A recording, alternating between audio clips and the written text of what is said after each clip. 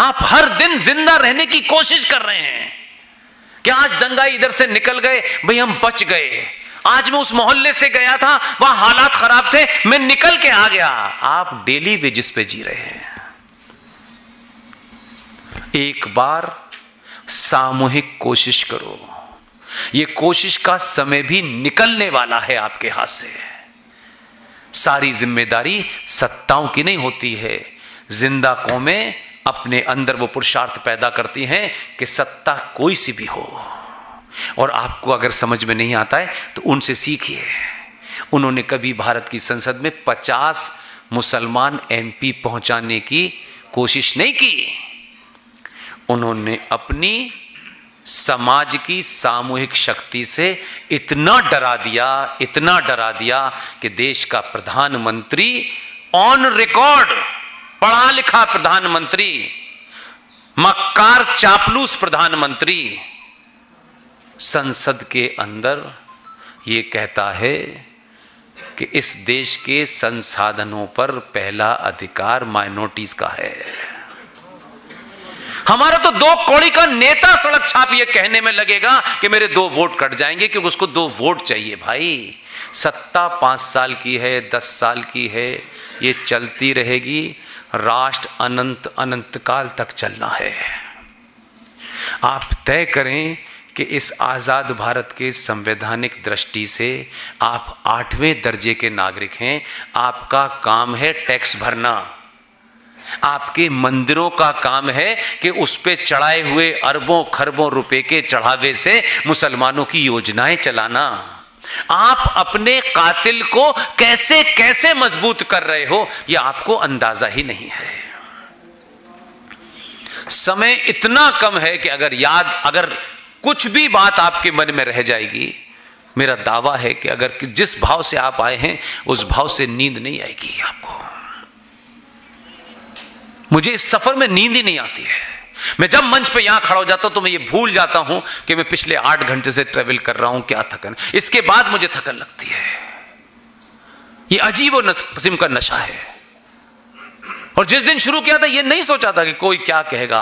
हमको मालूम है हमारा तिरस्कार होगा, लोग हमारे बारे में, हमारे बहुत सारे दोस्त हमारा साथ छोड़ देंगे, बहुत लोगों को बहुत हमारे बारे में लगेगा ये हेट मॉन्गर है, फलाना मॉन्गर है। हमने कहा हम कोई विचार देने नहीं आए हैं। जो संसद में हुआ है, जो संविधान में हुआ है, आपको बता देना है।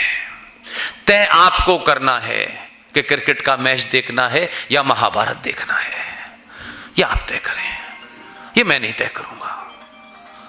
बहुत सारी चीजें हैं। अंबेडकर का नाम इस देश में बहुत लिया जाता है। आपको अंबेडकर जैसे लोग कितना इक्विप्ड करके गए, लेकिन क्योंकि आपको अंबेडकर, एक राय बना लिया आपने कि अंबेडकर से ज्यादा बड़ा राष्ट्रवादी आज की भी डेट में नहीं है। मैं अंबेडकर का सरनेम देख, मैंने पहले ही कह दिया कि इस सफर में मुझे सरनेम में कोई इंटरेस्ट नहीं है। सरनेम से मत तय करिएगा। हमने राय सरनेम से तय की।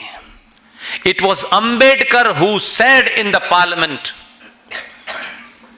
भारत का विभाजन मजहब के नाम पे हुआ था। जब तक भारत भूमि पे एक भी मुसलमान है, यह भारत विभाजन अधूरा है। Not me, it was Ambedkar. आपके लिए कुछ लोग अच्छा काम करके भी गए, लेकिन आपने सरनेम से तय किया कि इसकी बात क्यों सुनेंगे। हमारे मनमातुक सरनेम होता तो हम बड़ी बातें करते हैं। यही बीमारी हमको खा गई है। अंबेडकर की किताब है, इसलिए बता देता हूं कि आपका मन करे तो पढ़िएगा। उसमें 20 पॉइंट मैंने रिसर्च करके निकाले हैं, जिसमें उन्होंने क्या क्या नहीं कहा मुसलमानों के बारे में। यहां तक कहा कि भारत में मुसलमान कभी भी हिंदुओं का राज एक्सेप्ट नहीं करेंगे। क्या क्या नहीं, आप एकदम क्रिस्टल क्लियर है। उसको मैंने कई बार लोगों को बताने के लिए मैंने कहा कि पब्लिक में बता दूं लोगों को। इस तरीके के पॉइंट हैं। मुसलमान देशभक्त नहीं होते, पेज नंबर 332। भारत के सारे मुसलमानों को पाकिस्तान भेजना देना चाहिए, पेज नंबर 123। मुसलमान भारत में रहेंगे तो यहां कभी सांप्रदायिक शांति नहीं हो सकती, पेज 125। मुसलमान भारत के खिलाफ जिहाद छेड़ सकते हैं, 2 297 मुसलमान कभी भी हिंदुओं की सरकार को स्वीकार नहीं कहेंगे। पेज नंबर 303 मुसलमान शरिया कानून को देश के कानून से ऊपर मानते हैं। पेज नंबर 294 बुर्के की वजह से, ये भी थोड़ी मजे की बात कही है उन्होंने, आप ही के यहां मसला हुआ था। बुर्के की वजह से मुसलमानों में यौन विकृति होती है, इसलिए वो सेक्सुअल डिसऑर्डर के शिकार हो जाते हैं। ये अंबेडकर ने कहा। फिर कहते हैं मुसलमान समाज सुधार के प्रबल विरोधी होते हैं। पेज नंबर 234 235 और आखिर में कहते हैं मोपला तो सुना होगा आपने, यस और नो बोलिए। सब जानते हैं ना मोपला क्या हुआ था। कहते हैं मोपला विद्रोह के जरिए टर्की की हुकूमत, वहां जो एक मूवमेंट चल रहा था उसे खिलाफत मूवमेंट कहते हैं। मैं अभी बोल दूंगा तो अभी यहां मुझे मालूम है कि ये सुनी जाएगी, कल खाकी वर्दी वाले सुनेंगे बेचारे, इसलिए मैं थोड़ा बचना चाहता हूं कि मेरा तो कुछ होगा नहीं, वो बेचारे ऑर्गेनाइजर चक्कर में आ जाएगा। और मैं चाहता हूं कि ऑर्गेनाइजर न डरे, इसलिए मुझ जैसे पागलों को बुलाता रहे, तो मैं ये करूंगा नहीं। मोपला का कांड अगर आपको नहीं पता तो मैं नहीं कह रहा ये बात। 1989 में एक साहब कांग्रेस के अध्यक्ष बने अमरावती सेशन में, और 1908 में फिर मद्रास हाईकोर्ट के जज बने। इसलिए कह रहा हूं आपके लिए कांग्रेस नाम की उस समय की संस्था में बहुत लोग वो किताबें और बातें लिख के गए हैं जो प्रत्यक्ष गवाह थे। आप उनको पढ़ने नहीं चाहते तो भाई इसका क्या इलाज है। उस आदमी का नाम है सर सी शंकरन नायर। उन्होंने किताब लिखी है गांधी एंड अनार्की, और वो अध्यक्ष रहे कांग्रेस के, और हम सबसे ईमानदार वो विदेशी महिला है। इसलिए जब आप अपना हीरो ढूंढते हैं तो उसमें कितने अगर मगर ढूंढते हैं। मैं हीरो ढूंढने में सिर्फ एक ही बात कहता हूं, ये मर्द था जिसने उस वक्त खड़े होकर ये बात कही थी, ये किस पार्टी का है, किस जाति का, यही मेरा हीरो है। उस सी शंकर नायर की किताब गांधी एंड अनार्की के पेज नंबर 131 के ऊपर अपेंडिक्स 32 पे एक दूसरी कांग्रेस की अध्यक्षता जो 1917 में कांग्रेस की अध्यक्ष बनी। क्या महिला है यार, क्या कैलिबर के लोग थे यार। वो जब आए यहां पर तो सभी चोर उचक्के नहीं थे भाई, कुछ ने इस धरती को आत्मसात किया और उन वैल्यूज के साथ वो इस धरती में मिल गए। वो भी कांग्रेस के अध्यक्ष थी 1917 में। उन्होंने पेज नंबर 179 है या 191 समथिंग लाइक दैट है, अपेंडिक्स 3, उसमें आर्टिकल लिखा है मालाबार एगोनी, या नहीं मोपला का कत्लेआम। और उस महिला ने लिखा है गांधी को जितनी गालियां आज के दौर में नहीं पढ़ सकती थी उतनी गालियां उस किताब में कांग्रेस की 1917 की वो विदेशी महिला जिसको एनी बेसेंट के नाम से आप जानते हैं, उसने लिखा है। आप तो अब सच बोलने में डरते हैं, अपना लिखा हुआ बोलने में डरते हैं। अरे जो सच बाहर के बोल गए उन्हीं को तर्क बना के आगे चले जाते हैं। उन्होंने गांधी की धज्जियां उड़ा दी हैं, शंकरा नायर ने अलग उड़ाई हैं और एनी बेसेंट ने अलग उड़ाई हैं।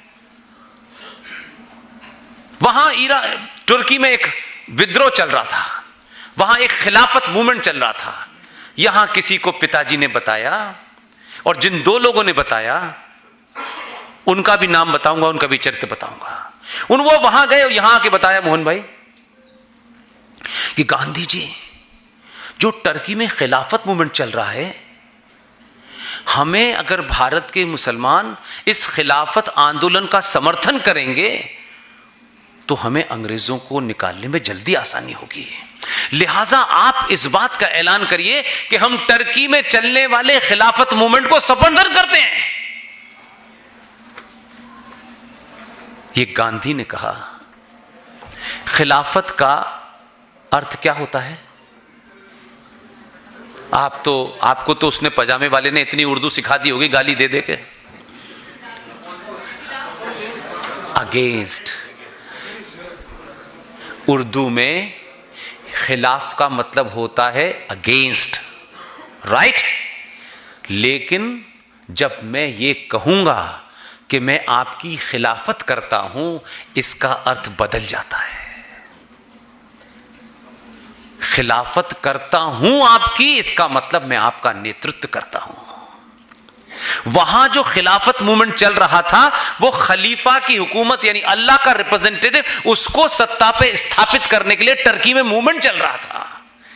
मौलाना मोहम्मद अली, मौलाना जौहर अली, ये कांग्रेस के दो मक्कार मुसलमान थे। इन्होंने गांधी के कान में आके बताया कि आप खिलाफत, गांधी को वाह वाह वाह, उनकी समझ तो कई लोगों से पूछनी पड़ेगी।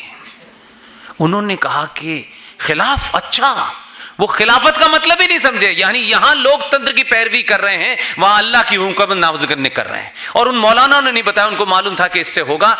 जैसे ही गांधी ने खिलाफत आंदोलन की बात कही, भारत के एक राज्य केरल में मालाबार के अंदर एक ही दिन के अंदर 10,500 महिला और हिंदू बच्चों की नृशंस हत्या कर दी गई। कि उन्होंने कहा कि भाई गांधी ने खिलाफत मूवमेंट को समर्थन दिया है, हम खलीफा की स्थिति को हम यहीं स्थापित करेंगे। 10,500,000 महिलाएं, बेटियां सड़कों पे मारी गई, हजारों के साथ रेप हुआ।